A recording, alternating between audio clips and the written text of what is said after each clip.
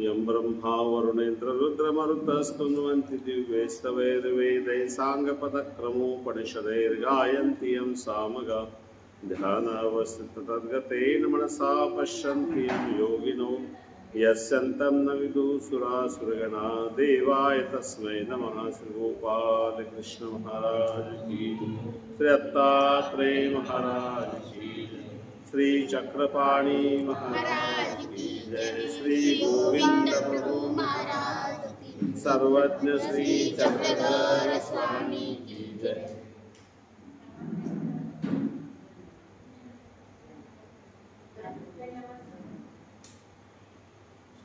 उलट लावलंय मला दिसणार नाही लाईट.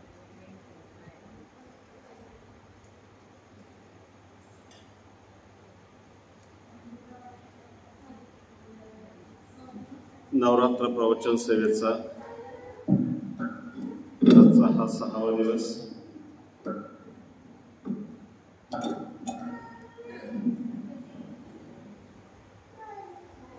सहा दिवसापासून आपण भगवंताच्या लीळा ऐकत आहोत. सर्वज्ञ श्री चक्रधर स्वामी हे आपणा सर्वांच्या उद्धारासाठी, सर्वसामान्यांच्या जीवाच्या उद्धारासाठी अवतरलेलं अवतारी व्यक्तिमत्व, जे या महाराष्ट्रात जेव्हा आले त्यावेळची महाराष्ट्राची परिस्थिती अत्यंत बिकट होती. बिकट या अर्थाने की जो खरा धर्म आहे तो खरा धर्म लोपलेला होता आणि लोक कर्मकांडाच्या अधिक आहारी गेलेले होते. त्यातच महाराष्ट्रातील एक हेमाद्री पंडित, ज्यांनी चतुर्वर्ग चिंतामणी नावाचा ग्रंथ लिहून ठेवलेला होता आणि त्यामध्ये इतकी व्रत होती, इतकी वैकल्य होती की ती व्रत करता करता संपूर्ण आयुष्य संपलं तरी व्रत संपणारी नव्हती.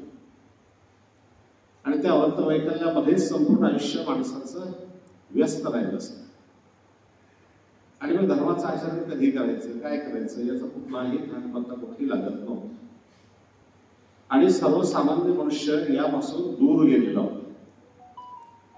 धर्म हा सर्वसामान्यांचा विषयच राहिलेला नव्हता. आणि राजे लोक जे होते, राजे लोकांचाही धर्म पुरोहितांच्या द्वारे होत असायचा.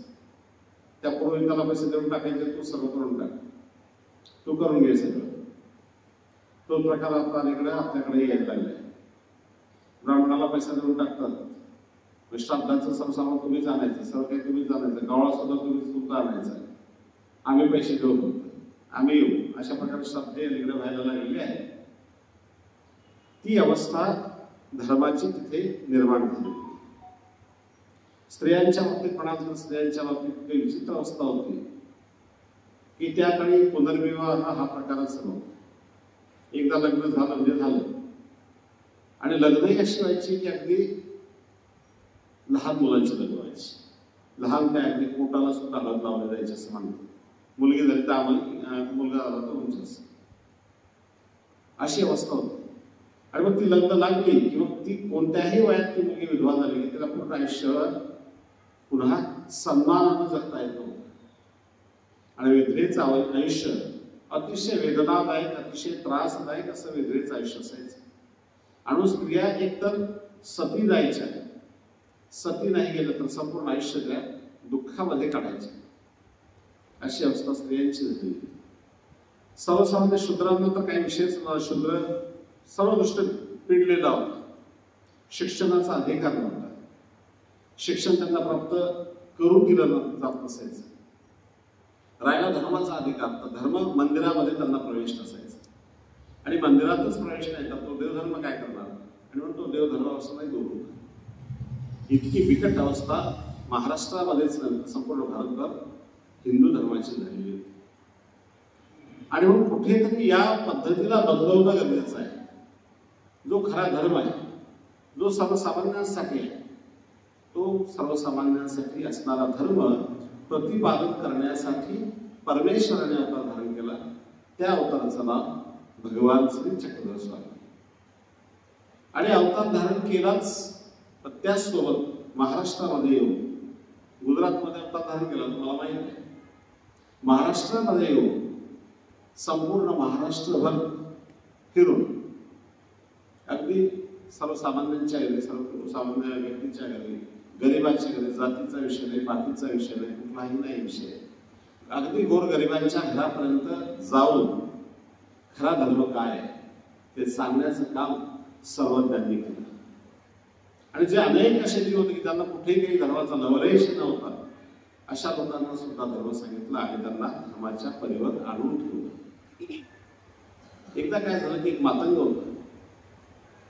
त्या काळी मातंगांना आणि शूद्रांना धर्माचा अधिकार तर नव्हताच, पण उच्चवर्णीयाशी बोलताना सुद्धा विचार करावा लागायचा. तोंडावर कपडा असायचा, त्यांच्या थुंकायचं असेल तर रस्त्यावर थुंकता येत होतं, त्यांच्यासोबत त्यांचं मडकं असायचं, त्या मडक्यातच थुंकायचं. चालताना पाठीमागे झाडू चालू बांधून घ्यायची आणि पुढे गेली पाठीमागून झाडलं जायचं. इतकी हिणकस वागणूक शूद्रांना मिळायची, गोरगरिबांना मिळायची. आणि मग तो मातंग, त्याला मात्र देवाला भेटायची इच्छा होती, पण मनात भीती होती की देव मला भेटणार नाही. आणि म्हणून आले, पण देवाला भेटायला जायचं तरी का, मग कसं जायचं, लाडू बांधले गेले. देवाला भेटायला जायचं, लाडू अर्पण करूया देवाला, घेईल नाही घेईल पण आपण अर्पण करूया असं म्हणून आलं. मंदिरामध्ये स्वामी विराजमान होते. बाहेर एकाला सांगितलं की मला भेटायचंय आणि असा असा व्यक्ती आलेला, भेटायला देवाला सांगा, मला तुम्हाला भेटायचंय, मंदिरामध्ये मला प्रवेश नाहीये, तुम्ही बाहेर आला तर तुमची माझी भेट होईल. ठीक आहे, निरोप गेला मध्ये. देवानं त्याची परीक्षा पाहिजे, खरंच आम्हाला भेटायला आलाय का. मग त्याला काहीतरी प्रसाद म्हणून पाठवून दिला, हा प्रसाद घ्या. प्रसाद दिला नाही, प्रसाद मला नको, त्या देवाचं मला दर्शन पाहिजे, मला त्या देवाचं दर्शन घ्यायचं, मला त्या देवाच्या दर्शनाशिवाय मी इथून जाणार नाही. आणि असं म्हटलं ठीक आहे, म्हटलं पण येऊन सांगितलं की देवा तो तुमचं दर्शन मागतो. आणि असं म्हटलं ब्राह्मण शिष्य सोबत बसलेले आहेत, त्या ब्राह्मण शिष्यांना स्वामीने सोबत घेतलं, मंदिराच्या बाहेर आले. समोरच तो मातंग उभा होता. त्या मातंगाच्या हातातला तो लाडू घेतला भगवंता, त्याने लाडू अर्पण केले भगवंता, लाडू अर्पण केले भगवंताने, ते लाडू हातात घेतला. त्या मातंगाला अतिशय छानपणे देवाचं दर्शन घेतलं, बघितलं देवाला, मन भरून बघितलं. देवाची मूर्तच विलोभनीय होती आणि मन भरून पाहिलं. आणि मग ते लाडू देवाला अर्पण केले. त्यातला एक लाडू देवाला घेतला आणि तो लाडू आपल्या ब्राह्मण शिष्याला सांगितलं, हा प्रसाद आहे, हा घ्याल का तुम्ही. तो देवाच्या हातातला लाडू होता, परंतु त्या आधी तो कुणाच्या हातून आलेला होता, मातंगाच्या हातातून आलेला होता. आपले इतर ब्राह्मण शिष्य देव म्हणतात हा प्रसाद तुम्ही घ्याल का. आणि देवाला म्हणतात नाही म्हणायची कुणाची क्षमता नव्हती. सांगितलं नाही देवा, आपल्या हातातला तो आहे, आम्ही नक्की घेऊ. आणि मग त्या मातंगाच्या घरातला, मातंगाने आणलेला लाडू भगवंतांनी आपल्या ब्राह्मण शिष्यांना दिला. आणि ब्राह्मण शिष्यांनी सुद्धा तो घेतला आणि देवाला सांगितलं की हा लाडू असा आहे की संपूर्ण विकल्पाला दूर करणारा लाडू आहे प्रसाद. सर्व म्हणतात तुमचे जे विकल्प आहेत, जातीपातीच्या भिंती आहेत, या भिंती दूर करणारा हा लाडू आहे, प्रसाद आहे. आणि असं म्हणतात त्यांनी आनंदाने त्या सर्व ब्राह्मणांनी घेतला. ही फार मोठी त्यावेळी क्रांती होती, सामान्य बाब नव्हती.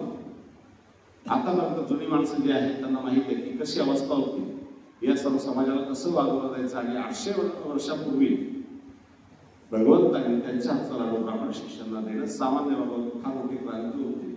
याचा त्रासही देवाला झाला. चांगलं काम केलं की लोकांना त्रास होत असतो, चांगलं काम करणाऱ्यालाच माणसाचा त्रास होत असतो, वाईट काम करणाऱ्याला कधी कधी त्रास होत नाही. माणूस काही चांगलं काम करायला लागलं की त्याच्या आड येणारी मंडळी बरीच असतात.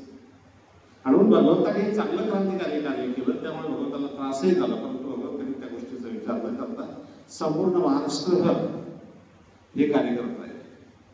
गोविंद प्रभू असतील, भगवान श्री चक्रपाणी महाराज असतील, ही 5 अवतारांची संकल्पना त्यांची आहे. गोविंद प्रभू तर त्या काळी अस्तित्वात होतेच. रुद्धपूरचं हे क्षेत्र परमेश्वरपूर त्याला म्हटलेलं आहे, परमेश्वरपूर म्हटलंय, रुद्धपूर नाही. स्वामी कधी वृद्धपूरचा उल्लेख परमेश्वरपूर या नावानेच करायचे. आणि त्या परमेश्वरपुराला श्री प्रभू राहतात, परमेश्वर राहतात म्हणून ते परमेश्वरपूर. त्या परमेश्वरपुराची काळजी सुद्धा तेवढीच सर्वज्ञ नेहमी घेत असायची. कारण श्री प्रभू हे त्यांचे गुरुजी, गुरूंच्या बाबतीत अतिशय श्रद्धाभाव भगवंताने सुद्धा ठेवलेला होता. आणि प्रत्येक वेळी त्यांच्या सेवेसाठी काही ना काही वृत्तमंडळींना देव पाठवत असायचे. नागदेवाचे आचार्य जे आपले होते प्रथम, त्या आचार्य नागदेवांची जी माता होती ती अतिशय सात्विक माता, अतिशय परिश्रमातून अतिशय कष्ट होऊन आली ही माता होती. त्या मातेला भगवंताने आवायसेला देवाच्या सेवेसाठी पाठवलेलं होतं. ती आवायसा अतिशय छान अशी सेवा द्यायची करायची. आणि कुठे काय लागेल, काय वस्तू काय काय हे सर्व त्यांना, भोजनाला काय आवडतं काय नाही हे सगळ्या गोष्टी आवायसा मातेला माहीत होत्या. आणि त्यांच्या प्रवृत्तीप्रमाणे आवायसा माता त्या सर्व गोष्टी करून द्यायची, सर्व पदार्थ करून द्यायची. म्हणून वृद्धपूरच्या बाबतीत असा अग्नबंध कुणाला पण कुणाला पाठवायचे. एकदा काय झालं की आचार्य नागदेव या संप्रदायामध्ये आले. आचार्य नागदेवांचं चरित्र, जीवनचरित्र नंतर तुम्हाला ऐकायला मिळेल कधीतरी. परंतु नागदेवाचार्य हे बालपणापासून अतिशय विद्वान, अतिशय समजदार असे पुरुष होते. परंतु दुर्दैवाने वडील वारले. वडील वारल्यानंतर मोठा भाऊ होता त्याचाही चोरांनी, दरोडेखोरांनी खून केला. दरोडेखोरांनी त्यांना मारलं. आणि नुकतेच तरुण असे हे नागदेवाचार्य वेदांत घेण्याचा अभ्यास सुरू होता. त्याच अवस्थेमध्ये नेमकं ही घटना घडली. आणि मुलं असतात, तरुण मुलं असतात, वयाचा भाव असतो थोडासा, त्या वयामध्ये काय करावं काय नाही कधी कधी काही सुचत नाही, समजत नाही. आणि कधी कधी मुलं भावत जातात. या वयामध्ये मुलांना सांभाळलं पाहिजे.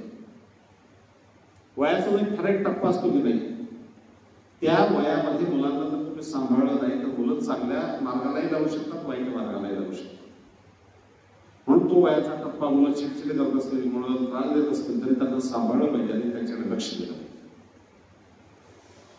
नेमकं काय झालं की वडील वारलेले होते, आई वृद्ध होत्या आणि नागदेवाकडे लक्ष पाहिजे तसं दिलं गेलं नाही. घटना ही घडली, मोठ्या भावाला मारलं चोरांनी, दरोडेखोरांनी लुटलं, मारलं. आणि मग त्या दरोडेखोरांचा बदला आपण घेतला पाहिजे असं नागदेवांना वाटू लागलं. आणि मग काय करायचं काय, तरुण वय आहे, रक्त आहे, जोश आहे, ताकद आहे, सर्व गोष्टी आहे. आणि मग त्यांनी त्यांच्या वयाची समान विचाराची काही मुलं जमा केली आणि जमा केली आणि एक टोळी तयार केली, दरोडेखोरांची टोळी. आणि मग दरोडे टाकायला सुरुवात केली या गावाला, त्या गावाला, त्या गावाला. आणि ती दरोडेखोरांची टोळी कुठे भेटते, ज्यांनी माझ्या भावाला मारलंय याचा शोध घ्यायचं त्यांचं काम सुरू आहे. मात्र ते तर सापडत नाही. पण दरोड्यामध्ये हे मग्न झाले, टाकू लागले दरोडे, इकडे टाक दरोडा, तिकडे दरोडा टाक, हे सर्व सुरू झालं. आता झालं काय की या गोष्टीचा परिणाम आईवर होता. एक मुलगा चांगला होता, तो वारला, पती वारलेले आहे, आई वयस्कर आहे. आणि अशा वयस्कर आईच्या मनावर परिणाम असला की हा मुलगा जो आहे तो एकच मुलगा मला राहिलेला आहे आणि तो आता अशा वाईट मार्गाला लागला, मग आता करायचं काय त्या मातेला. ती अतिशय दुःखी झाली. आणि तिने काय केलं, तिने उठली, त्या गावातून बाया नावं ठेवायच्या, गावातले लोक नावं ठेवायचे, हिचा मुलगा दरोडेखोर झाला, हिचा मुलगा दरोडेखोर झाला, सगळे नावं ठेवायचे. मग करायचं काय, की पलीकडे थोडीशी गेली आणि रामाच गावच्या जवळ त्यांनी एक छोटीशी झोपडी बांधली गंगेच्या काठावर आणि तिथे त्या राहू लागले. यांचे उद्योग चाललेले आहेत. आणि करता करता एक दिवस झालं काय की आबाईसा माता तिथे त्या झोपडीमध्ये आहे. यांची एक बहीण नेमकी होती महादेसा, चुलत बहीण महादेसा, रुपाईसा त्यांचं नाव. त्या रुपाईसा नेमक्या विधवा झालेल्या होत्या, त्याही आईसोबत राहू लागल्या. यांची आणखी एक बहीण होती उमाईसा, ती सुद्धा विधवा झालेली होती. मग ती सुद्धा यांच्यासोबत त्या तिघी मायलेकी झोपडीमध्ये राहून देव धर्म आपलं आचरण करू लागले. आणि असं छान त्यांचं चाललेलं आहे, देवधर्म करतायचं सर्व चाललेलं आहे. त्याच वेळी भगवान श्री चक्रधर स्वामींचे शिष्य रामदेव दादोस, दादोस त्यांचं नाव, हे दादोस फिरत फिरत सहजपणे यांची आणि आबाईसांची वेळ झाली. आणि आबाईसांची भेट झाल्यानंतर स्वामींच्या काही लीळा त्यांनी आबाईसांना सांगितलं. महादाईसा हुशार होत्या, रुपाईसा हुशार होत्या, त्यांनीही त्या लीळा ऐकल्या, उमाईसाने त्या लीळा ऐकल्या आणि त्यांना आवड वाटली. स्वामींच्या लीळा ऐकाव्या, स्वामींचं चरित्र ऐकावं असं त्यांना खूप आवड वाटलं. आणि मग दररोज दादोसाई यायची आणि काही लीळा सांगायची आणि त्यामुळे त्यांना त्या दुःखी जीवनातून त्यांना एक सुखावा भेटला, एक श्रद्धेचं स्थान सापडलं आणि दररोज त्या लीळा ऐकू लागले. एक दिवस दुपारची वेळ होती. झोपडीमध्ये आबाईसा आहे, रुपाईसा आहे आणि उमाईसा आणि अचानकपणे दादोस आले आणि दादोस त्यांना लीळा सांगताय, निरोपण सांगताय आणि हे निरोपण सुरू असताना अचानकपणे बाहेरून नागदेव आलेले आईला भेटायसाठी.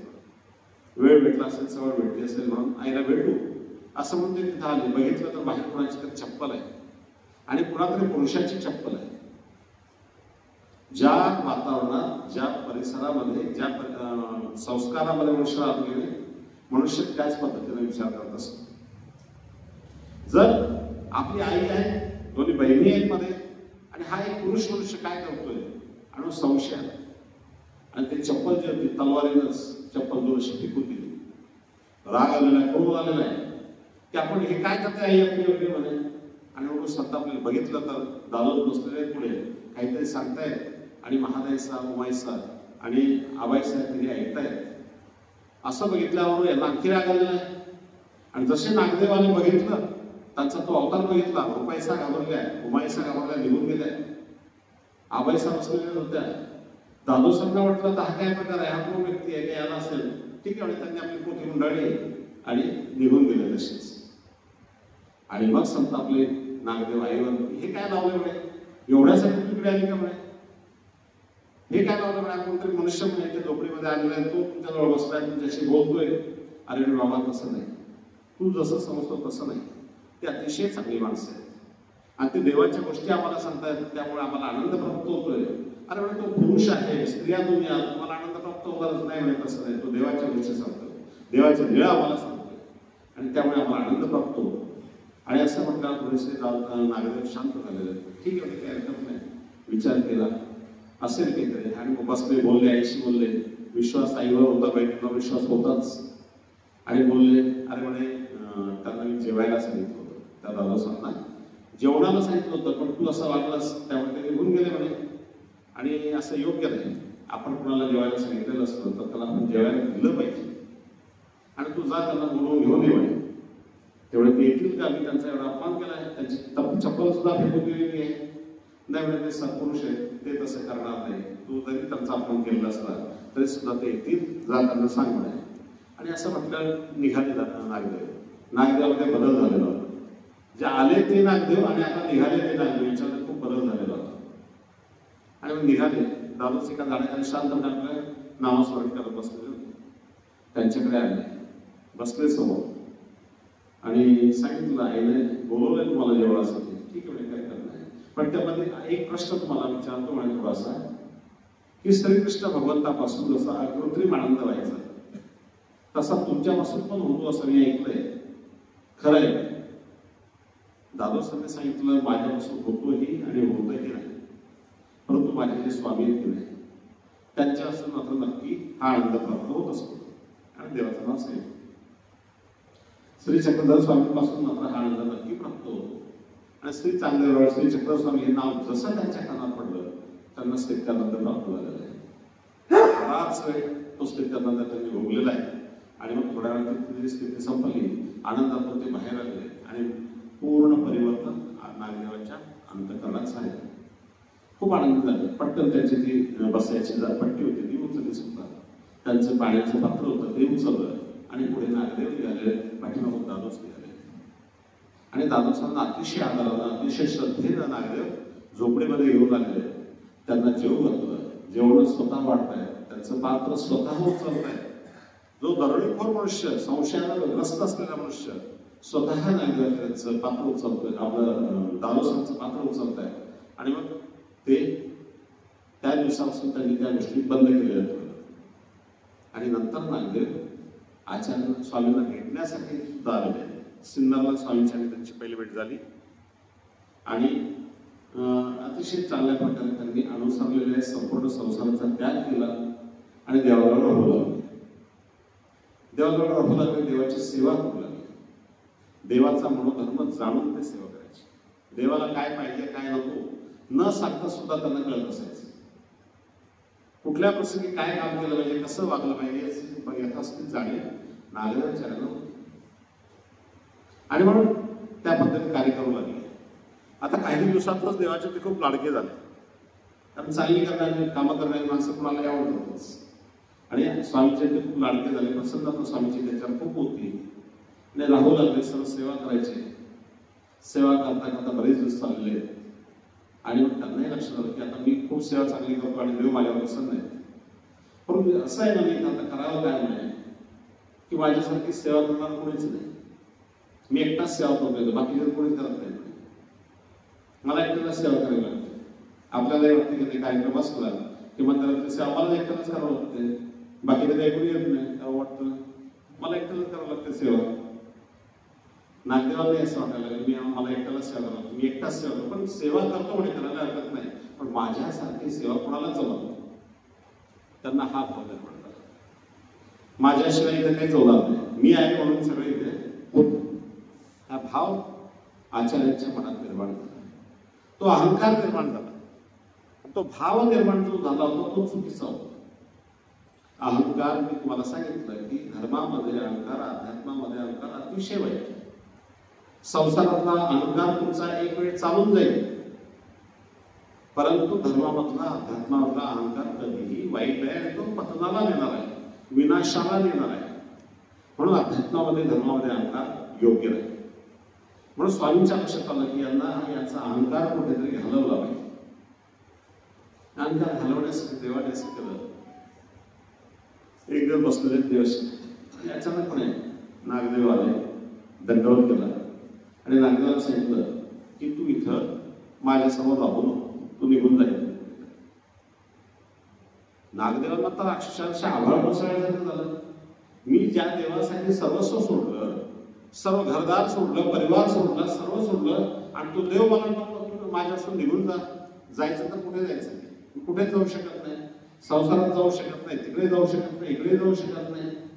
आणि माझ्या चूक काय झाली समजेना त्यांना. आणि चूक झाल्याशिवाय तर देव सांगणार नाही. चूक नक्कीच झालेली आहे, जाणीव झालेली आणि चूक झालेली याची जाणीव झालेली आहे आणि मनामध्ये दुःख करतायत की नक्की आता चूक झालेली याचं प्रायश्चित्त मला घ्यावं लागेल. आणि देव सांगतायत जायचं तर कुठे जायचं? काही क्षण विचार केला, पण बुद्धी इतकी तीव्र होती, बुद्धी इतकी चांगली होती, बुद्धी इतकी व्यवहारी होती, त्यांच्यासारख्या व्यवहारी बुद्धी कुणाकडेही नव्हती. आणि एका क्षणात विचार केला की ठीक आहे, काय हरकत नाही, माझ्याकडून चूक झाली असेल, परंतु आपण एक करूया की गोविंद प्रभूकडे जर मी गेलो आणि गोविंद या अवताराच्या नाही तर किंवा त्या अवताराच्या संविधानात तरी मला राहता येईल. आणि म्हणून जर उद्धवपूरला गेलो तर ठीक राहील असं त्यांना वाटलं. आणि मग देवाला सांगितलं, देवा ठीक आहे, तुम्ही मला जायला सांगितले, इथून मला जावंच लागेल, पण उद्धवपूरला जाऊ का मी गोविंद प्रभूंच्या सेवेमध्ये? आणि असं म्हटल्यावर भगवंत प्रसन्न झाले. म्हटलं ठीक आहे, काय हरकत नाही, जा, वृद्धपूरला जाऊ शकता, परंतु मी जेव्हा बोलवेल तेव्हाच परत यायचं, तोपर्यंत परत यायचं नाही, तिथेच राहायचं. म्हटलं ठीक आहे, म्हटलं तुमचा जसा आदेश असेल तसं. आणि वृद्धपूरला मोठ्या दुःखी अंतःकरणाने, कारण जेव्हापासून अनुसरले होते त्यानंतर ते एक दिवसही एक क्षणही भगवंताला सोडून बाजूला झालेले नव्हते. एवढी प्रीती, एवढं प्रेम, एवढी श्रद्धा, एवढी भावना भगवंताच्या ठिकाणी त्यांची लागलेली होती की ते भगवंताशिवाय स्वतःची कल्पना सुद्धा करत नव्हते. आणि मग अचानकपणे देवाला जायचं म्हटल्यावर दुःख तर होणारच आहे, साहजिक आहे. पण त्या दुःख्यांत करणारे वृद्धपूरला निघाले, गेले, पोहोचले तिथं. वृद्धपूरला जाऊन सेवा करू लागले, नामस्मरण करू लागले. देवाचा विरह अंतःकरणात आहे, देवापासून मी दूर झालोय, भगवंतापासून दूर झालोय मी, खूप दुःखी अंतःकरणामध्ये. पण त्या दुःखी अंतःकरणामध्ये कशी तरी भिक्षा मागायची, कसं तरी भोजन करायचं आणि नामस्मरण करायचं, असं अखंड त्यांचं चाललेलं आहे. 8 दिवस झाले, 15 दिवस झाले, देव काही बोलायला तयार नाही. तेवढ्यात काही लोक देवापासून वृद्धपूरला चाललेले होते.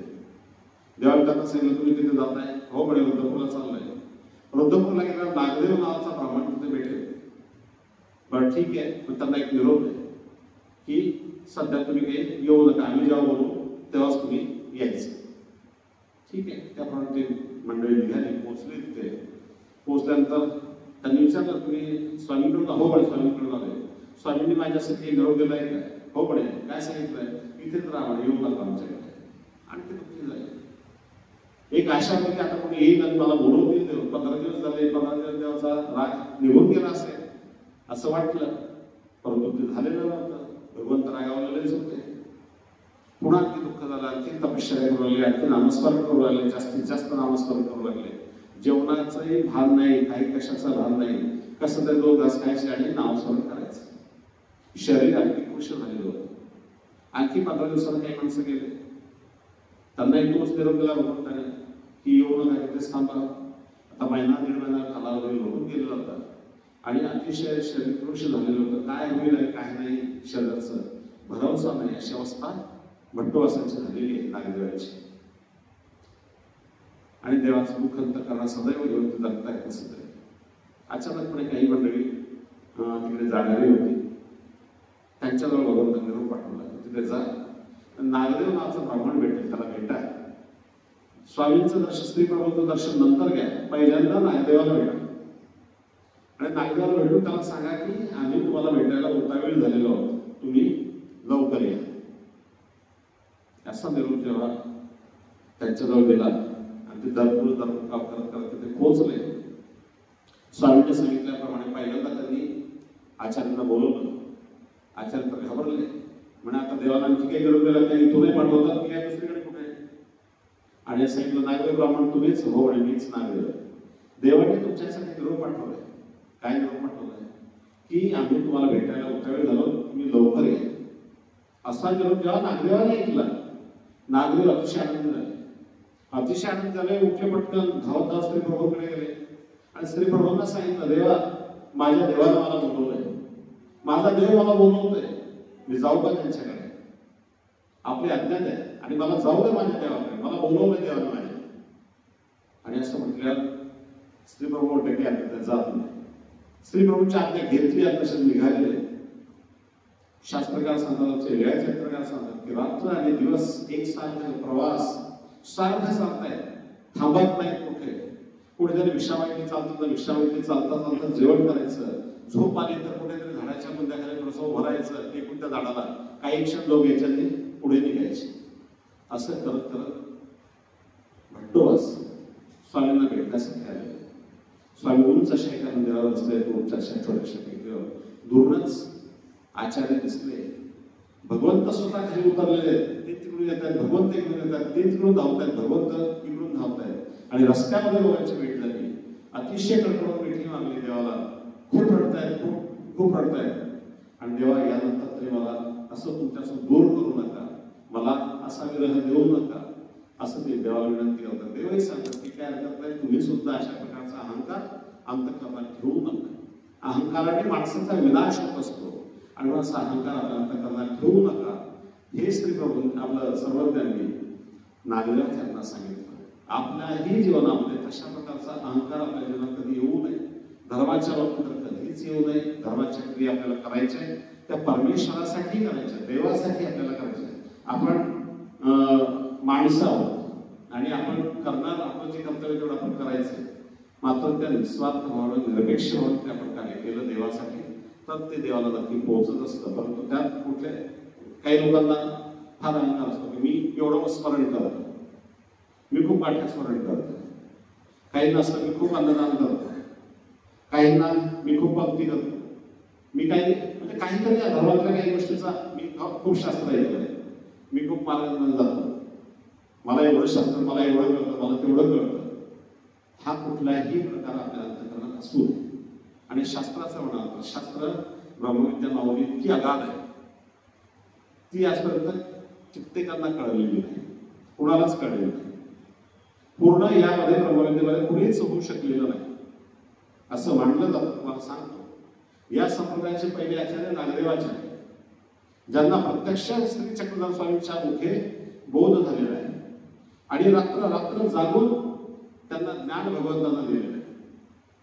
बेलापूरवर जेव्हा निघायचं होतं भगवंतांना, रात्र रात्र भगवंतांनी नागदेवाचार्यांना बसवायचं आणि त्यांना ज्ञान सांगायचे. जर वातीतलं तेल संपलेलं असेल तर दिव्यातलं तेल आणून त्यात टाकलं जायचं आणि पुन्हा पुन्हा त्यांना सांगायचं. झोप आलेली असते, झोप येतेच, शास्त्र ऐकायचं म्हटलं झोप येते.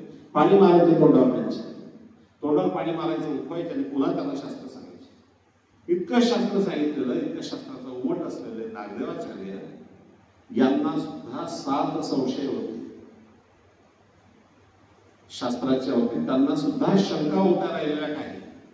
आपण कुठे लागतो, आपण काय ऐकलंय, आपण किती वेळ दिलाय शास्त्राला, आपण शास्त्रासाठी किती जन्म दिलाय. नागदेवाचार्यासारख्यांना जर 7 संदेह 7 संदेह होते, त्यांना सांगितलं, देवाला काय सांगितलं होतं, तुझे नेमके अशास्त्रीय न निघे. शास्त्राच्या व्यतिरिक्त तुमच्या मुखातून काहीही निघणार नाही असा आशीर्वाद स्वतः देवाने दिलेला होता. ते आचार्य सुद्धा म्हणतात की मला 7 संशय मी पुसून विसरलो. मला या गोष्टी विचारायच्या होत्या देवाला, पण मी विचारायला विसरलो. आणि त्यांनी ते 7 संदेह आपले लिहून ठेवले. त्या इतर भाष्यकारांनी भाष्य केला हा विषय वेगळा. परंतु असे असणारे आचार्य सुद्धा म्हणतात की मला संशय अशी ही ब्रह्मविद्या मावली आहे. तुम्हाला सांगायचा उद्देश हा की ब्रह्मविद्या अशी आहे, अथांग आहे, समुद्रासारखी अथांग आहे. जितकी खोल जातात तितकं अधिक खोल आहे. म्हणून शास्त्राच्या बाबतीत अहंकार आपल्याला बाळगताच येत नाही. मला एवढं शास्त्र झालंय असं मुळीच नाही, आपण कुठेच नाही, काठावर सुद्धा नाही. म्हणून ब्रह्मविद्येच्या बाबतीत असेल, शास्त्राच्या बाबतीत असेल किंवा धर्माच्या बाबतीत असेल, आपण आचरण याचा धर्म, जो धर्माचं आचरण करत असेल खरा धर्म त्याचाच, तो आचरण करतो त्याला करून द्या. आपण त्याचं नाव ठेवण्याची आपल्याला गरज नाही. किंवा मी खूप आचार करतो बाकीचे आचार करत नाही हे म्हणणं सुद्धा चुकीचं आहे. तुम्ही करता तुमच्यासाठी, मी करतो माझ्यासाठी. तुम्ही पाप कराल तुम्ही भोगाल, तुम्ही पुण्य कराल तुम्ही भोगाल. जो करेल तो भरेल. पण दुसऱ्याच्या बाबतीत आपल्याला बोलण्याचा अधिकार नाही. शास्त्र इतकं चांगलं आहे, शास्त्र इतकं छान आहे, ते जे एवढं आपल्याला करता येईल, आपल्या अंतःकरणात उतरवता येईल तेवढं उतरवलं पाहिजे आणि त्याला पुढाकार दिला पाहिजे. रुद्रपूरच्या बाबतीत सांगायचं म्हटलं, काल तुम्हाला मी सांगितलं की रुद्रपूरचा परिसर अतिशय पवित्र मानला आहे. 12 कोसाचा जो परिसर आहे अतिशय पावन, अतिशय पवित्र. आणि म्हणून रुद्रपूरच्या परिसरामध्ये श्री प्रभू 125 वर्ष आहेत. आपण 5-6 दिवसापासून बोलतोय, पण श्री प्रभूंबद्दल आपण फारसं बोललेलं नाही. श्री प्रभूंची माहिती तुम्हाला थोडक्यात मी सांगणार आहे. श्री प्रभूंच्या अवताराबद्दल आमच्या सर्वज्ञांनी सांगितलं की तिचे रजते ब्रह्माधिकार होतं. ब्रह्माधिकाराला सुद्धा तिचे रज दुर्लभ आहे, एवढं महत्व श्री प्रभूंचं आहे. आणि मग श्री प्रभूंच्या प्रत्येक ठिकाणी आमच्या देवाने कृतज्ञता श्रद्धा व्यक्त केलेली आहे. श्री प्रभूंचं वागणं अतिशय साधं, अतिशय सरळ, अतिशय सोपं. त्यात कुठली आढ्यता नाही, कुठला मोठेपणाचा भाव नाही, कुठला अहंकार नाही. अतिशय साधं सरळ, वेळस वागणं. आणि असे श्री प्रभू त्या रुद्रपूरचं राऊळ माय आणि राऊळ बाप. पूर्ण रुद्रपूर त्यांना काय म्हणायचे, राऊळ माय आणि राऊळ बाप. राऊळ माझे माय, प्रत्येक तिथली गावातली जी माता वगैरे असेल ती मायबाप म्हणायची. प्रत्येक जण त्यांना माय आणि बाप म्हणायचं, आई वडील म्हणायचे. नेमकंच लग्न झालेल्या मुली असायच्या. पूर्वीचा काळ थोडासा वेगळा होता. पूर्वीच्या काळी सासू ज्या होत्या त्या त्रास द्यायच्या सुनांना, द्यायच्या ना पूर्वीच्या सासूला. आता सुना जातात सासूला, आता उलट झालं जरासं. त्या सासू त्रास द्यायच्या, त्रास मुली कंटाळून जायच्या बिचारे.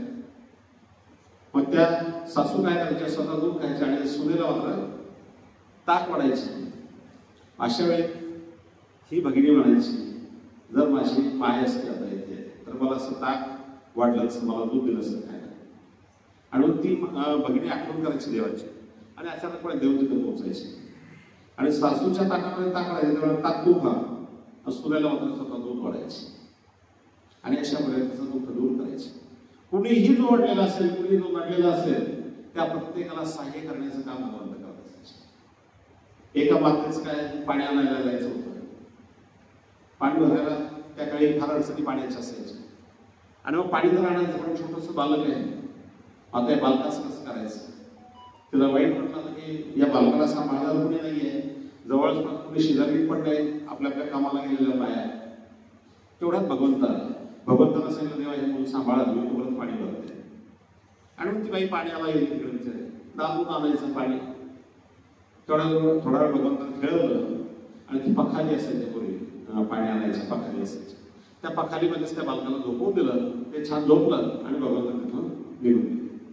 आता झालं काय, ही माता आली बाहेरून पाणी घेऊन, तिला वाटलं देव खेळत असते मुलाला, कुठे देवच नाही तिथे, मुलगाही दिसत नाही, घाबरली. शेजारी पातळी इकडे तिकडे जाऊन बघितलं, कुठे कुठे दिसेना. एक बाई झाली म्हणे काय नाही, देवाला गेलो म्हणे. अगं म्हणे देवांचा काय भरोसा आहे, त्यांनी कुठे टाकलं असेल, कुठे फेकून दिलं असेल, त्यांचा काय भरोसा आहे म्हणे. ती शेजारी अशी बोलली, नाही म्हणे मी तर देवाला गेलं होतं, कुठे गेली परत येऊन घरामध्ये बघते, तेवढ्या ती पखाला हाताला दिसते. पखाला हातात दिसल्यानंतर पटकन गेली, त्या पखालीवर उचललं तर पखालीमध्ये बालक शांतपणे झोपलेलं होतं. आणि मग म्हणते राऊळ माय राऊळ बाप, असं माझे राऊळ कधीही करणार नाही. अशा प्रत्येक मातेला तिथल्या विश्वास गोविंद प्रभूंच्या बद्दल होतं. एकदा असंच एक मुलगा, छोटासा मुलगा नेहमी त्याच्यासोबत खेळायचे, छोटस बालक सोबत खेळायचे बघा श्री प्रभू त्यांच्यासोबत. मग तर लळा लागलेला होता लहान मुलाच, आणि नेहमी यायचे खेळायचे. अचानक झालं, काहीतरी आजार झाला आणि मुलगा मरण पावला. छोटस बालक, वर्ष 1.5 वर्षाचं बालक मरण पावलं. मरण पावल्यानंतर आई वडील रडायला लागले, दुःख व्यक्त करतायत, पण शेवटी मरण पावल्यावर करणार काय, किती रडणार, किती दुःख व्यक्त करणार. आणि म्हणून नियमाप्रमाणे त्याला पुरवण्यासाठी अंत्यविधी करायला गेले. अंत्यविधी आटोपला, पुरला बरे बालक, आणि मग घरी येऊन ते आपले बसलेले आहेत. तेवढ्याच ते प्रभू आले, कुठे आहे बालक? नंदजीजी काय सांगावं, असं असं झालं म्हणे, मरण पावलं ते बालक. नाही नाही म्हणे, कुठे आहे मला दाखवा. नाही म्हणे, काय दाखवणार, ते पुरलं सुद्धा मी. असं म्हटल्यावर देव लगेच धावत गेले, त्या खड्ड्याकडे गेले. तो खड्डा उभारला सर्व, पूर्ण खड्डा उभारला, ते बालक काढलं. बालक काढलं, हातावर घेतलं, बालक जिवंत. बालक छानपैकी हसायला लागलं, खेळायला लागलं. आणि जसं ते बालक उचललं त्यांनी आणि त्याच्या आईकडे आणून उचललं, हे बघ मध्ये जिवंत आहे बालक. ती घाबरली. सर्वांनी बघितलं, मेलेलं बालक पुरलं सुद्धा खड्ड्यामध्ये, आणि आता कसं जिवंत होईल? आई घाबरली, आई घ्यायला तयार नाही. तिला वाटलं भूत असेल काय, प्रेत असेल काय, असं असेल तसं असेल. आई घ्यायला तयार नाही. मग आता करायचं काय? बापाला तर जिवंत केलंय, आई घ्यायला तयार नाही. शेजारी अतिशय जखम म्हातारी होती एक शेजारी, त्या म्हातारीकडे गेले. म्हणजे बालक तू घे म्हणे. तेव्हा मी काय करणार, मी कसं याला काय करू शकतो, मी दूध पाजू शकत नाही, खाऊ घालू शकत नाही, मी गरीब, याला दूध तरी कसं पाजणार? छोटंसं बालक आहे म्हणे, 7-8 महिन्याचं सारण हे बालक असेल, याला दूध तर राहायचं पाहिजे. तू काय चिंता करू नका. तिच्या वसतिमध्ये घातलं, त्या म्हाताऱ्या आईला सुद्धा दूध आलं, आणि ते बालक त्या म्हातारीकडे दूध प्यायला राहू लागलं. आता थोड्या वेळात काय झालं की बाकीचे सगळे घरातले आले, ते बालक कुठे म्हणे, असं झालं बालकाचं. त्या म्हातारीला दिलं बालक कोणी देवाने. ती आई म्हणता नाही माझं बालक आहे, दे मला. ती म्हातारीकडे नाही, तुला दे म्हणजे तू घेतलं नाही, मग देवाने मला दिलं नाही, माझंच बालक आहे, मी नाही देणार तुला. झाला लोकांमध्ये वाद सुरू झाला. आता हे भांडण गावातल्या प्रतिष्ठित लोकांकडे गेलं, म्हणजे असं असं झालं, आता करायचं काय? ब्राह्मणांनी सुद्धा त्या प्रतिष्ठितांनी सुद्धा सांगितलं की नाही, तुला दे तू घेतलं नाही, पण आता हिला दिलेलं आहे की नाही, हे हिचंच आहे, हिच्याजवळ राहू दे, तुझ्याकडे येईल, त्यांच्याकडे जाईल, दोघांकडे जाईल, पण तिला दूर करू नका. आणि अशा प्रकारे त्या मुलाला भगवंतानं जीवनदान दिलं. ते मूल 125 वर्ष जगलेलं आहे, 125 वर्षाचा तो. आणि विशेष असं की 125 वर्ष तर जगलाच, परंतु असं सांगतात शास्त्रकार की त्याला कुठलाही आजार 125 वर्षापर्यंत कोणताही आजारही झाला नव्हता, ठणठणीत तो अगदी चांगली त्याची तब्येत. म्हणजे अशा प्रकारे श्री प्रभूंनी त्या वृद्धपूरमध्ये राहून 125 वर्ष हेच कार्य केले. प्रत्येक माता भगिनीला, प्रत्येकाला तो आपले वाटायचे, आणि आपल्या जवळच्या मायबाप आहेत असं त्याच्याबद्दल वाटायचं. अशा प्रकारचं वृद्धपूरचं कार्य श्री. आणि जरी वागणं असं वेळच असलं तरी अवतारित्वाच्या अनेक कथा, अवतारित्वाच्या अनेक घटना त्यांच्या जीवनामध्ये घडलेल्या आहेत. एकदा काय झालं असंच की लक्ष्मींद्र भट्ट देऊळवाडा, देऊळवाडा तिथून जवळ एक गाव, तिथे एक ब्राह्मण होते, विद्वान ब्राह्मण होते. आणि विद्वान ब्राह्मण असल्यामुळे तिथे त्यांची पोथी सुरू आहे असंच काहीतरी. आणि पोथी सुरू आहे, पोथी सुरू असताना अचानक काय झालं,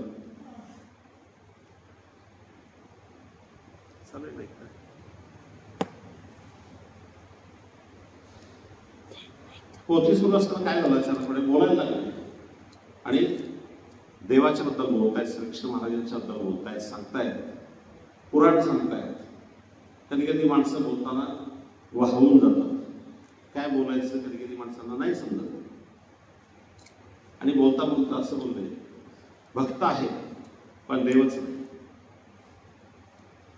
भक्त आहे म्हणजे देव नाही आणि असं बोलून गेले. पलीकडे नागदेवाचार्य बसले होते. कोण म्हणतो म्हणे भक्त देव आहे? देव नाही, मी दाखवतो देव आहे म्हणे. असं म्हटलं ते बोलून गेले त्या आयुष्यामध्ये. नागदेवाचार्य इकडून बोलले, दोघांमध्ये चर्चा झाली.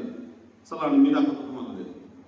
आणि असं म्हणून लक्ष्मण भट्टांना नागदेवाचार्यांनी आपल्या सोबत घेतलेलं आहे आणि रुद्रपूरच्या दिशेने गेले.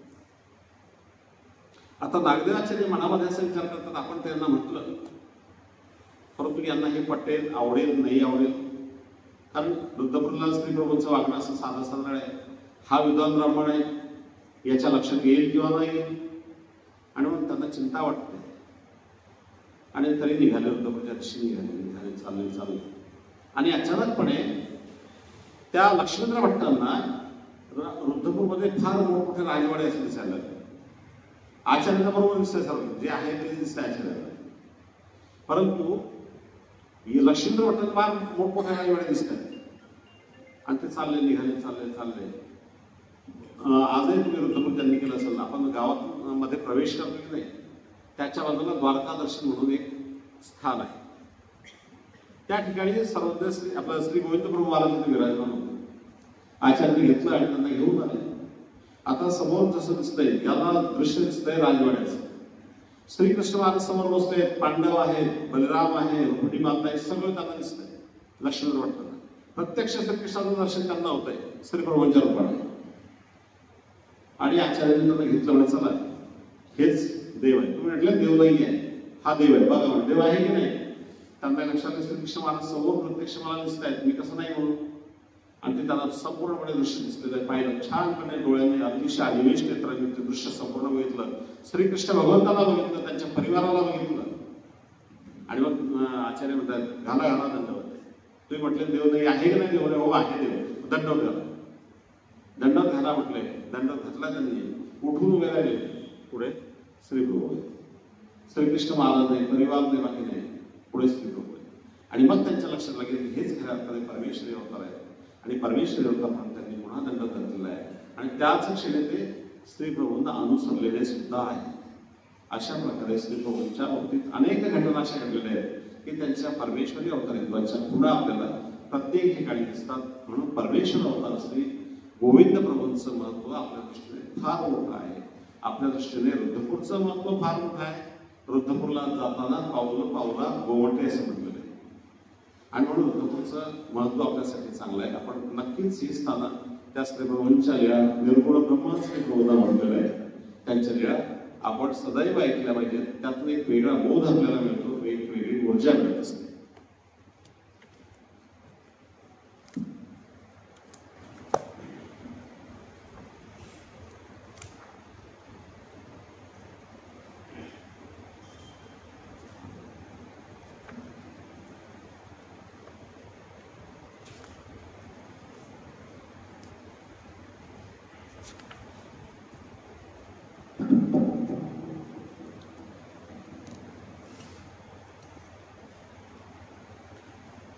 कास्ता हरिदेव पंडिता गोपाळ मंत्र भेद निरूपण चांगदेवी कास्ता हरिदेव पंडित पुराण गीता ऐकती.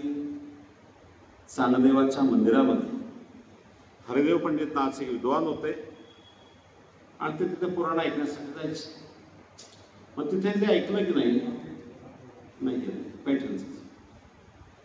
आणि मग तिथे जे ऐकलं की नाही त्यातल्या काही शंका आल्या की त्या शंका येऊन स्वामींना विचारायची. स्वामी त्यांना त्याच्या गोष्टी माहिती सांगायची. आता असं बरेच दिवस चाललेलं होतं. ते यायचे, शंका विचारायचे. एक दिवस अचानकपणे आले. तिथे काही गोष्टी झालेल्या होत्या. गोपाळ मंत्राच्या गोपाळ मंत्र किती आहे, काय आहे, गोपाळ मंत्राच्या बाबतीत अनेक कथा आख्यायिका आपल्याला ऐकायला भेटतात. परंतु भगवंताला त्यांनी विचारले गोपाळ मंत्राचा भेद काय नाही. त्यात देव सांगतात की गोपाळ मंत्रामध्ये असंख्यात भेद आहेत. परंतु एक जो मंत्राचा भेद आहे तो कुणालाच माहित नाही. तो फक्त रुक्मिणी मातेला माहित आहे किंवा आम्हाला माहित आहे. आणि असं आपल्याला ते चकित झाले. आणि मग त्यांच्या लक्षात आलं की गोपाळ मंत्राचे भेद खऱ्या अर्थाने श्रीकृष्ण महाराजांना माहीत होते, रुक्मिणीला मातेला माहीत होते आणि आमच्या सर्वज्ञांना माहीत आहे. म्हणजे नक्कीच हे परमेश्वर श्रीकृष्णाचे अवतारच आहे अशी शाश्वती असा भाव गोपाळ मंत्राच्या बाबतीत त्या कास्ता हरिदेव पंडितांना निर्माण झालेला आहे. जे असे अनेक घटना भगवंतांनी चांगल्या चांगल्या त्यामध्ये सांगितलेल्या आहेत. आणि गोपाळ मंत्राच्या वरून श्रीकृष्ण भगवंतच हे आहेत याची खात्री त्यांना झालेली आहे.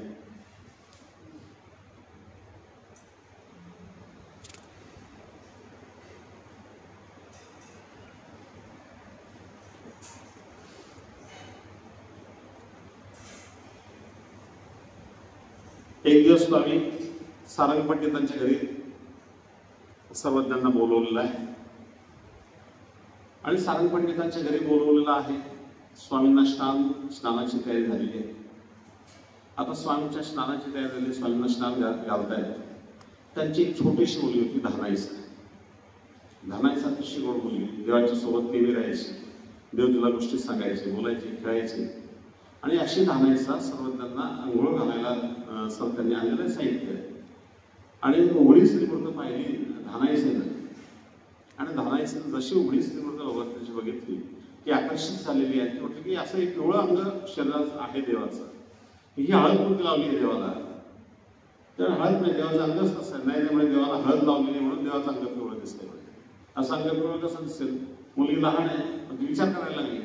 नाही म्हणे हळद नाही लावली, ती ऐकायलाच तयार नाही. ज्या या देवाला जी हळद लावली की नाही तीच हळद माझ्या अंगाला लावा. नागरी घेतला. आता सर्व समजावून सांगतात, कुणाचंही ऐकायला जाणार, ती हळद मला पाहिजे, रडायला लागली. रडते, दुःख व्यक्त रडते सारखे रडते, कुणालाही ऐकत नाही. आणि मग शेवटी भगवंताची आंघोळ आठवली. भगवंतानंच तिला बोलवलं या वेळी. भगवंतानं तिला जवळ बोलवलंय, सांगितलं, समजून सांगायला लागले भगवंत. आता तिला तत्वज्ञान सांगितलं नाही, तत्वज्ञान सांगितलं तर समजेल का तिला? छोटी मुलगी आहे, देवाला सांगितलं तुला एक गोष्ट सांगतो. कोणती गोष्ट सांगितली? जी तुम्ही सर्वांनी ऐकलेली आहे, काऊचीची गोष्ट. काऊचीची गोष्ट तुम्ही ऐकलेली, लहानपणी ऐकली असेल. त्या काऊचीची गोष्ट भगवंताने तिला समजावून सांगितली आणि अगदी अनुकार करून सांगितले. आणि अनुकार करून सांगितलं ती छोटीशी बालिका शांत झाली आणि तिचं जे दुःख होतं, तिचा जो हट्ट होता तो तिने सोडून दिला. अशा प्रकारे भगवंत ज्यामध्ये जायचे, जशा मुलांमध्ये असले तर मुलांसारखे, मोठ्यांसारखे असतील मोठ्यांसारखे, अशा प्रत्येक ठिकाणी भगवंताने तिचा हट्ट तो पूर्ण केला आणि तिचा जो आग्रह होता तो तिने सोडलेला आहे.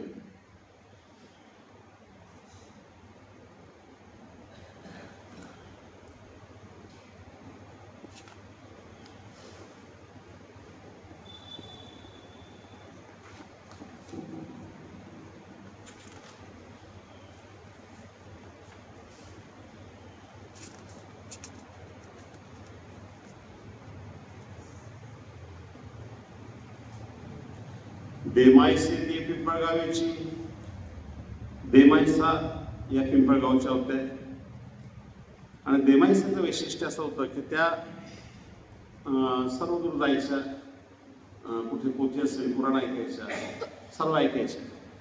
एका ठिकाणी तिनं असं ऐकलं की गुरु केला पाहिजे, गुरु केल्याशिवाय मोक्ष नाही. शास्त्रामध्येही आलेलं आहे की गुरु केला पाहिजे. गुरु केल्याशिवाय ज्ञानही कळत नाही आणि गुरु केल्याशिवाय मोक्षही मिळत नाही. गुरु केल्याशिवाय मोक्ष मिळत नाही, गुरु केल्याशिवाय धर्माचं ज्ञान मिळत नाही. म्हटलं म्हणजे गुरु केला पाहिजे. आणि मग देवाईसाने असा विचार केला की आपण गुरु करायचा. गुरु करायचा तर मग कसा करायचा बघायला लागले. इकडे जाय तिकडे जाय, सर्वदूर जाऊन आले, कुठे गेले समजेल. आणि मग एका ठिकाणी गेले तिथे जमलं नाही, दुसऱ्या ठिकाणी गेले तिथे जमलं नाही. गुरु करायचं, गुरु करणं, आपलं पाणी पिणं छान केलं गुरु करणं पाहिजे कसं म्हणतात. त्या गुरूंनी आपल्याला शास्त्र सांगितलं पाहिजे, गुरूंनी आपल्याला माहिती दिली पाहिजे, आपण गुरूंना विचारू शकलो पाहिजे. असे गुरु केले तर आपल्याला ते शास्त्र सांगतील की आपण त्यांना विचारू शकतो. आता गुरु करताना बऱ्याच लोकांचे असे भ्रम असतात की फार दूर गेलं आणि तिथले गुरु गेले जे आपल्याला चांगलं राहतं. गुरु जवळचेच केले पाहिजे. गुरु आपल्याला ज्ञान सांगू शकले असे गुरु केले पाहिजे. आपण गुरुकडे गेलो पाहिजे, त्यांना विचारू शकलो पाहिजे. ते गुरु आपल्याला सांगतील आणि आपलं लक्ष ठेवतील. आणि म्हणून बाईने प्रयत्न केला परंतु तिला कुठे समजलं नाही. आणि तेवढ्यात महादाईसांची त्यांची भेट झाली. म्हणे असं झालं की गुरु करायला गेले होते पण मला कुठे काय गुरुचं लक्षात नाही आलं. तू काही चिंता करू नको, माझ्यासोबत चल म्हणे, आमच्या देवाजवळ चल, आमच्या देवाजवळ तुला समजून दे. आणि असं म्हटल्यानंतर त्या देमाईसाला घेऊन महादाईसा आल्या. आणि महादाईसा जशा आल्या देवाच्या समोर आल्या आणि बघितलं देवाला आणि लक्षात आलं की खरंच हे गुरु आपल्याला योग्य आहे आणि आपण यांची सेवा करू शकतो, आपल्याकडून आपण यांच्याकडून ज्ञानही घेऊ शकतो. आणि अशा प्रकारे त्यांनी गुरुमंत्र देवाकडून घेतलेला आहे आणि या देमायसीला खूप चांगल्या प्रकारचं ज्ञान भगवंतानं सांगितलेलं आहे, माहिती दिलेली आहे. आणि म्हणून त्या दिवसापासून देमायसी आली आणि या मार्गामध्ये पूर्णपणे सेवा करू लागली, राहू लागली. एकदा काय झालं असं सांगतो, गुरूंच्या विषयी आला म्हणून सांगतो तुम्हाला माहिती. एक लिळा आपल्याकडे आहे की कशी श्रद्धा असते व्यक्तीची. एकदा 2 मायलेकी होत्या आणि त्या सदैव असं मंदिरांमध्ये जाणं वगैरे त्यांचं सुरू होतं. त्यांचे गुरुही होते, त्या गुरूंची त्या सेवाही करायच्या. आणि अचानकपणे स्वामींची आणि त्यांची वेळ झाली. स्वामींकडे आल्या, बसल्या. त्या मुलीलाही छान वाटलं, आईलाही छान वाटलं. देव चांगलं त्यांच्याशी बोलले, व्यवस्थित झालं सगळं. आणि मग त्या गेले. तिला असं वाटलं, त्यांना असं वाटलं की आपण आपल्या गुरुसाठी लाडूची टोपली तिथे करून घेतली होती, लाडू करायचे होते त्यांना आणि गुरुला समर्पण करायचे होते. मग ती आई आणि मुलगी म्हणते, ठीक आहे आपण त्या गुरूंना आपले लाडू समर्पण करणार आहोत, ठीक आहे म्हणे, पण जे काल स्वामी भेटले गेले त्यांच्यासाठी सुद्धा आपण 5 लाडू करून घेऊ म्हणे.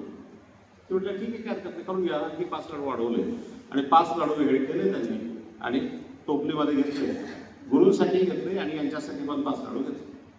ते लाडू घेतले आणि निघाले. आल्या देवाजवळ आल्या, बसल्या आणि मनामध्ये असा भाव निर्माण झाला, आपण त्यांना तर नेहमी देतो म्हणे, यांना द्यायला काय हरकत नाही, सर्व लाडू यांना देऊन टाक. म्हणून पूर्ण टोपलीची टोपली त्यांनी देवाला समर्पित केली. आता देवाने काय केलं असेल तुम्हाला माहिती आहे का? देवाला सांगितलं, मी ते जे 5 लाडू माझ्यासाठी आले ना तेवढेच मला द्या, बाकीचे तुम्ही तुमच्या गुरुजींना द्या. मी असतो काय म्हटलं, असं आणायचं माझ्याकडे ठेवून द्या, तिकडे कशाला देतात, इकडे देऊन टाका. देवाने सांगितलं तसं नाही, 5 लाडू तुम्ही माझ्यासाठी आले ना तेवढे 5च लाडू मला द्या, बाकीचे तुम्ही तुमच्या गुरुला समर्पित करा. आणि असं म्हटल्यावर त्यांना आश्चर्य वाटलं आणि त्यांनी ते घेतलं आणि गेले आपल्या गुरुकडे. गुरुजींना सांगितलं असं असं झालं म्हणे, मध्ये ते स्वामी भेटले आणि आमचा असा भाव निर्माण झाला किंवा आता एका दिनावर भेटलेले माणसं आहेत, चांगले माणसं आहेत, सर्व लाडू यांना अर्पण करावे म्हणून आम्ही त्यांना लाडू अर्पण करायला गेलो म्हणे. पण त्यांनी ते लाडू घेतले आणि 5च लाडू त्यांनी घेतले म्हणे आणि बाकीचे लाडू मात्र त्यांनी परत केले. किती मोठ्या होण्याची माणसं आहेत म्हणे. असं म्हटल्यावर ते गुरुंनाही राग आला, तुम्ही असे गेले म्हणजे त्यांच्याकडे गेले, चल म्हणे फेक म्हणे लाडू, फेकून दिले, टोपलीला लात मारली आणि फेकून दिलेलं. मग आई आणि मुलगी होती की नाही, हे असे गुरु कामाचे नाही, जे समजून घेतील, सर्वांना समजून सांगतील तेच खऱ्या अर्थाने गुरु आहे. आणि म्हणून गुरु करताना ही बाबही आपण लक्षात घेतली पाहिजे. आणि गुरु तर केलाच पाहिजे, कोण करायचं, काय करायचं हा आपल्या आपल्या याच्यावरचा विषय आहे, परंतु तो अभ्यासानं आपण ते केलं पाहिजे. आणि नक्कीच नामस्मरण करण्यासाठी या गोष्टी अतिशय महत्त्वाच्या आहे, मोक्ष मार्गामध्ये चालण्यासाठी या गोष्टी महत्त्वाच्या आहेत. आणि आपल्याकडे असंही गुरुला स्थान काही मर्यादित आहे. गुरुला आपण देव मानत नाही. गुरु फक्त आपले मार्गदर्शक आहे, गुरु आपले श्रेष्ठ आहेत, त्यांच्या म्हणण्याप्रमाणे वागायचं ही गोष्ट नक्की, परंतु त्यांना परमेश्वर म्हणतात. बाकीच्या संप्रदायात गुरु ब्रह्मा, गुरु विष्णू, गुरु देवो महेश्वर, गुरु साक्षात परब्रह्म म्हटलेलं आहे. तसं मानव संप्रदायामध्ये गुरूंना तितकं मोठं स्थान दिलं जात नाही. गुरु आपले मार्गदर्शक आहे, त्यांच्या म्हणण्याप्रमाणे आपण वागलं पाहिजे, त्यांच्या म्हणण्याप्रमाणे केलं पाहिजे, परंतु करताना सुद्धा ते कितपत योग्य आहे, कितपत अयोग्य आहे या गोष्टींचा विचार मात्र केला पाहिजे. आणि म्हणून शास्त्र निर्मिती करताना सुद्धा 3 प्रतीतीवर ते शास्त्र घासलं गेलं पाहिजे. गुरुप्रतीती, शास्त्र प्रतीती आणि आत्मप्रतीती या 3 प्रतीती आपल्याकडे सांगितलेल्या आहेत. गुरूंनी सांगितलं ठीक आहे, चांगलं आहे, त्यांची सांगण्याची पद्धती चांगली आहे, छान आहे, त्यांनी समजावून सांगितलं, तुम्हाला लक्षात नाही आलं, परंतु हे जे सांगितलं, ही जी गोष्ट सांगितली याला शास्त्रामध्ये कुठे आधार आहे? पण शास्त्र बघितलं आणि शास्त्रामध्येही त्या गोष्टी लक्षात आल्या की बरोबर आहे, गुरुजींनी सांगितलं ते शास्त्रामध्ये तसं आहे. कारण माणसं आहेत, माणसं बोलताना थोडंसं इकडे तिकडे होऊ शकतं. प्रत्येक मनुष्य ते योग्यच बोलेल असं काय नाही, शास्त्राप्रमाणे बोलेलच असं काय नाही. बऱ्याचदा आमची काही माणसं बोलताना वाहवून जातात, शास्त्रात काही वेगळं असं सांगतात, काही वेगळं सांगितलं. म्हणून शास्त्रामध्ये ते आहे का नाही हे शास्त्रामध्ये सिद्ध झालं पाहिजे. दुसरी पद्धती काय आली? शास्त्र. तिसरी कोणती? आत्मपद्धती. गुरूंनी जे सांगितलं ते शास्त्रात तेही बरोबर तसं सापडलं, पण तुमच्या आत्म्याला काय पटलं? तुमच्या आत्म्याला पटलं का नाही? तुमच्या आत्म्याला समजलं की नाही? तुमच्या आत्म्याला जेव्हा पटलं ना, आत्म्याला जेव्हा समजलं, तेव्हा खऱ्या अर्थाने तो सिद्धांत महत्वाचा आहे. आणि तुमच्या आत्म्याला जे समजलं, पूर्ण लक्षात आलं की मग तो कुठेही तुम्हाला दूर तुम्ही त्याच्यापासून जाऊ शकता. तुमच्या आत्म्याला कळालं ना, तुम्ही फक्त नाहीतर मग कोणीतरी काही सांगितलं की तसंच माणसं म्हणत असतात. कुणी काही सांगितलं तशी पद्धती करायची नव्हती ती माणसं. आता जर कोणी सांगितलं इतके आमच्या ठिकाणी एखादा चांगला आलेला आहे म्हणजे भविष्य सांगणारा माणसं तिकडे पडतात, तिकडे जातात. ही प्रकार नसतात. विश्वास त्या परमेश्वरावर ठेवा, विश्वास त्या देवावर ठेवा. कुणी भविष्यवालाही तुमचं काही करू शकत नाही आणि कुणी ज्योतिषी काही करू शकत नाही, कुणीही तुमचं काही करू शकत नाही. देव फक्त एकटा करणार आहे. देवाला समर्पित व्हा, देवाला सांगा, तो सर्व करणार आहे. आणि मग या गोष्टींनी काहीही शक्य होणार नाही, या गोष्टी साध्य होणार नाही. फक्त परमेश्वरच असा आहे की तो तुमचं दुःख दूर करू शकतो. तो तुमचं दुःख दूर करण्याचं सामर्थ्य केवळ आणि केवळ एका परमेश्वरामध्येच आहे. आणि म्हणून त्या परमेश्वराची भक्ती करा, त्याला समर्पित व्हा, त्याला सांगा. तुम्हाला काय पाहिजे ते त्या देवाला सांगा, तो देव तुम्हाला देणार आहे. त्याच्यामध्ये ते सामर्थ्य आहे. आणि म्हणून त्या देवाच्या म्हणण्याप्रमाणे वागा, त्या देवाचं म्हणणं ऐका, त्याचं नामस्मरण करा, त्याची भक्ती करा. तेच आपलं सर्वात महत्वाचं कार्य आहे. ते करावं जेणेकरून आपल्या जीवनामध्ये सुख शांती मंगलमय प्राप्त होईल. धन्यवाद.